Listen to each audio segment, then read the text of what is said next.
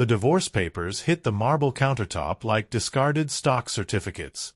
"You've been nothing but dead weight, Victoria," Marcus Sterling declared, not knowing his wife had just leveraged the biggest hostile takeover of his life.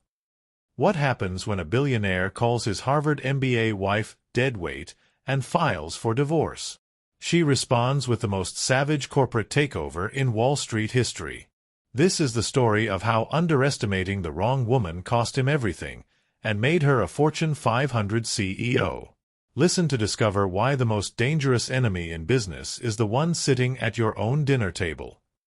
Victoria Sterling adjusted her Hermes scarf one final time before entering the mahogany-paneled boardroom of Sterling Enterprises.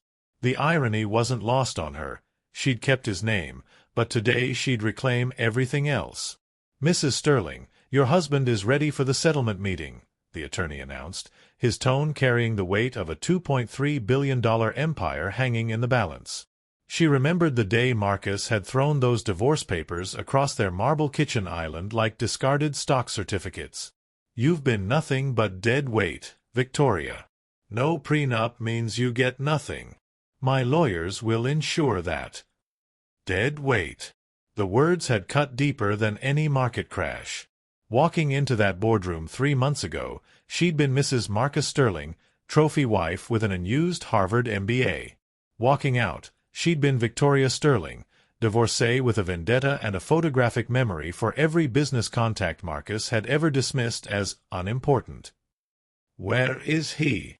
Victoria asked, checking her Patek Philippe, a gift from her father when she'd graduated summa cum laude from business school, back when she'd thought she'd conquer Wall Street before love conquered her.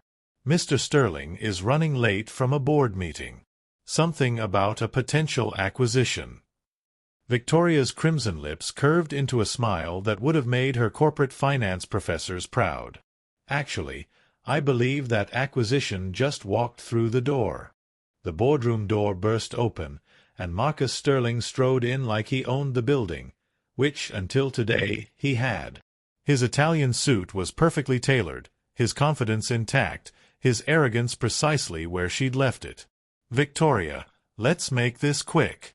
I have a conference call with Tokyo in 20 minutes. She didn't stand, didn't flinch, simply slid a folder across the polished table.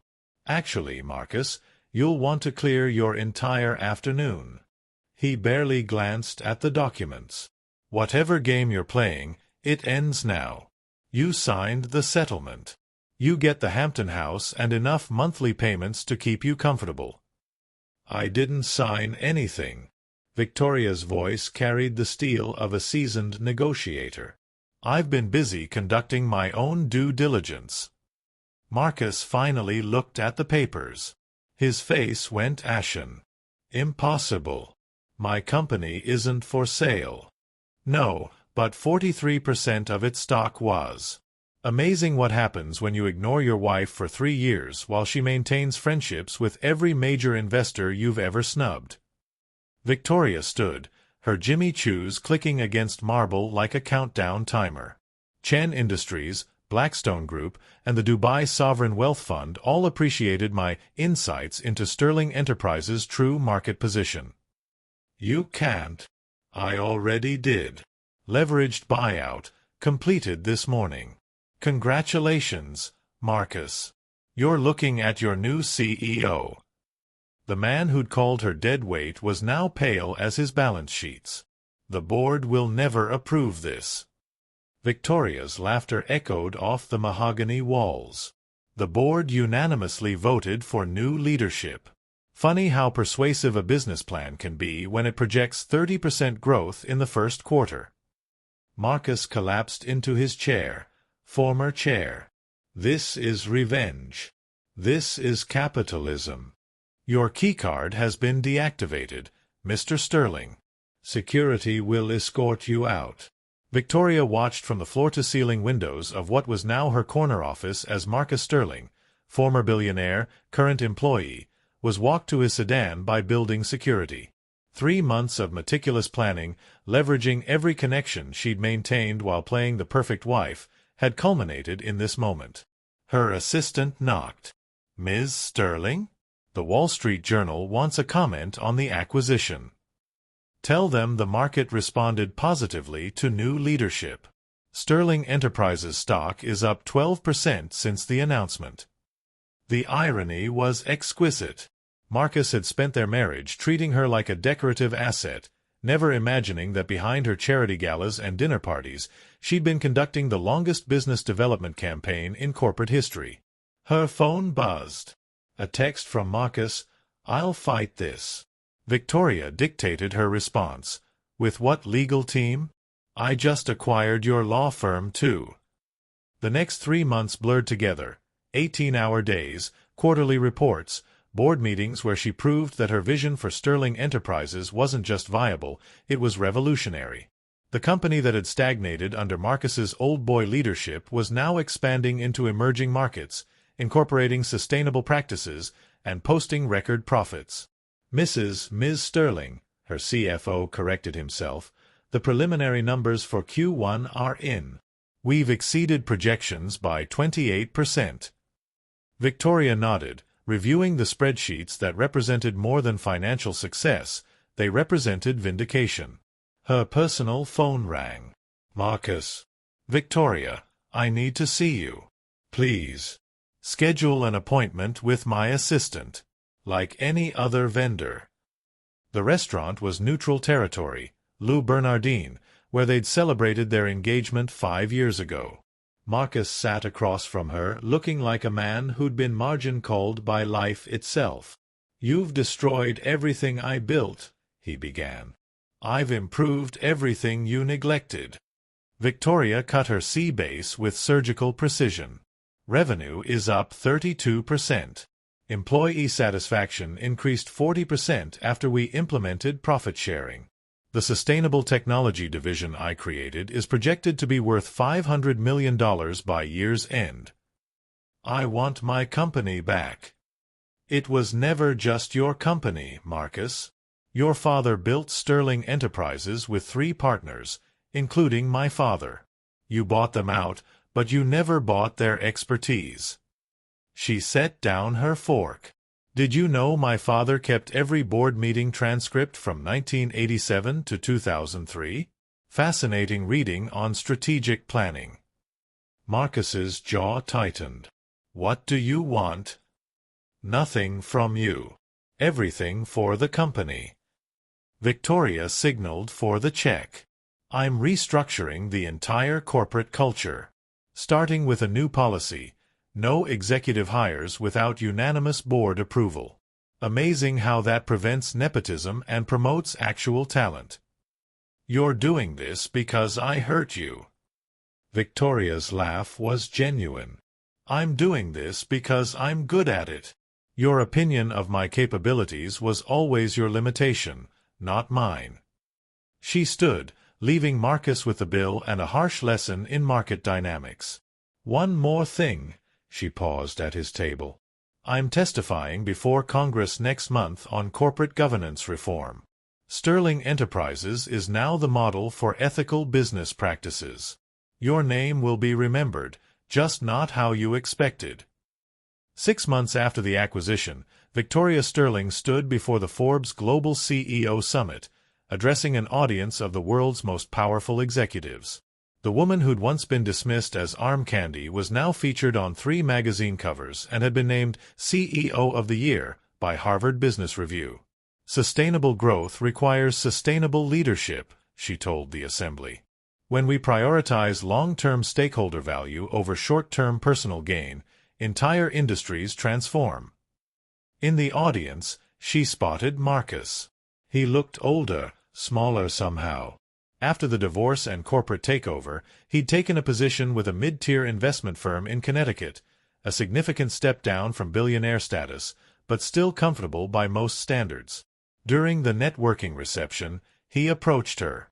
Congratulations on the Forbes ranking. Number 12 most powerful woman in business. Thank you.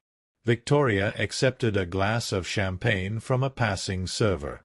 How's Meridian Capital treating you? It's honest work. Marcus seemed to weigh his next words carefully. I owe you an apology, Victoria. Several, actually. You don't owe me anything, Marcus. That was settled in the divorce decree. Not financially. Personally. He looked directly at her for the first time in years. I underestimated you. I disrespected you. I treated you like a liability instead of recognizing you as the asset you always were. Victoria studied his face, searching for manipulation or strategy. Finding neither, she felt something unexpected, not forgiveness exactly, but a closing of accounts. Recognition is nice, Marcus, but irrelevant. I don't need your validation anymore. I know. That's why I'm offering it.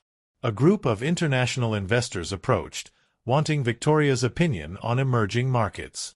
As she turned to engage with them, her peers now, Marcus added quietly, for what it's worth, you've built something extraordinary. Victoria paused. I didn't build anything, Marcus. I just stopped letting others tear down what was already there. 1 year later, Victoria Sterling rang the opening bell at the New York Stock Exchange as Sterling Enterprises went public with its Sustainable Technology division. The IPO raised $2.8 billion, making it one of the most successful launches of the decade. Standing on the NYSE floor, watching the trading commence, Victoria thought about the woman who'd walked into that boardroom 18 months ago. Broken, dismissed, and determined. That woman had known something Marcus never understood. The most valuable assets aren't always listed on balance sheets. Her phone buzzed with congratulations from world leaders, fellow CEOs, and old friends who'd watched her transformation from trophy wife to corporate titan. One message made her smile. Saw the NYSE coverage. Dad would be proud. Sarah, your Harvard study group leader, now Senator Sarah Chen. The closing reception was held at the Rainbow Room, overlooking Manhattan's glittering skyline. Victoria mingled effortlessly, discussing quarterly projections and market expansion with the confidence of someone who'd earned her place at every table. Ms. Sterling. A young woman approached, early 20s, sharp suit, determined eyes. I'm Rebecca Martinez, MBA candidate at Wharton. I wanted to thank you. For what? For proving it's possible. I'm writing my thesis on your business model. How you transformed Sterling Enterprises while maintaining employee loyalty and ethical standards. Victoria smiled, recognizing something of her younger self in Rebecca's ambition. What's your career goal? I want to run a Fortune 500 company by 40. Then you will. Victoria handed her a business card. Call my office. Sterling Enterprises has an executive training program that might interest you. As Rebecca walked away, clutching the card like a winning lottery ticket, Victoria realized this was her true victory. Not the money, not the power, not even the satisfaction of proving Marcus wrong. The victory was in becoming the person she was always meant to be. Outside, Manhattan stretched endlessly, full of possibility. Victoria Sterling, CEO, majority shareholder, and architect of her own destiny, walked into the night knowing tomorrow would bring new challenges, new opportunities, and new chances to prove that the best revenge isn't success, it's becoming irreplaceable. The girl who'd been called dead weight had built an empire. And she was just getting started. Sometimes the most valuable acquisition isn't a company. It's the confidence to become the CEO of your own life. When someone calls you dead weight, prove them wrong by becoming the market leader they never saw coming.